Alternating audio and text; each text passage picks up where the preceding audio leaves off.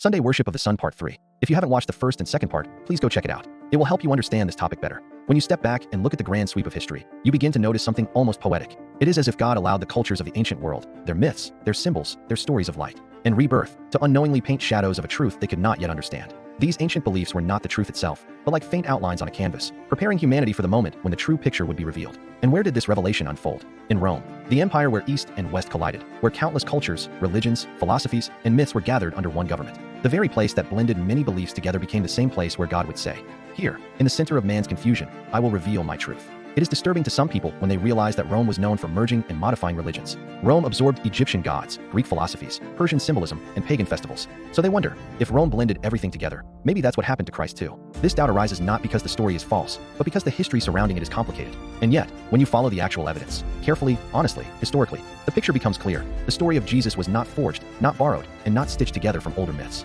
His life stands on a foundation far stronger and far more documented than any ancient legend Rome ever adopted. We have the eyewitness accounts preserved in the New Testament: Matthew, Mark, Luke, John, Peter, James, and Paul. Men who lived with him, ate with him, walked with him, and recorded what they saw.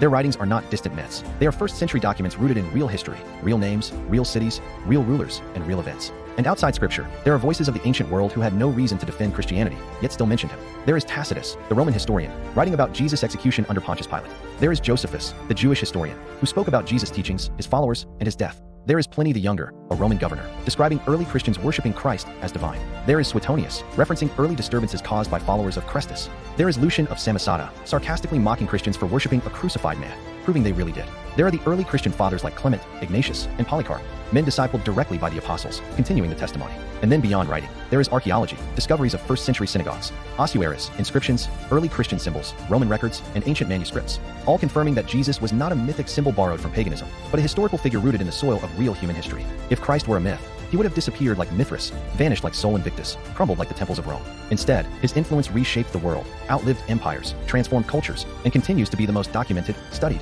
and verified life in all ancient history.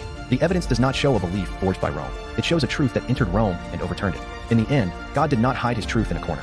He revealed it at the center of civilization, in the age of the greatest historians, under the most powerful empire, surrounded by the most diverse belief systems on earth. And in that place filled with myths, the truth appeared, not as a story crafted by man, but as a life witnessed, recorded, verified, and risen. Before you scroll, please wait. I hope in a way, this teaching has impacted you and opened your eyes. If you have been blessed by channel, kindly partner with us by liking, subscribing, and sharing. If you watched all 3 parts, comment I did and am enlightened. God bless you, and I will see you in my next video.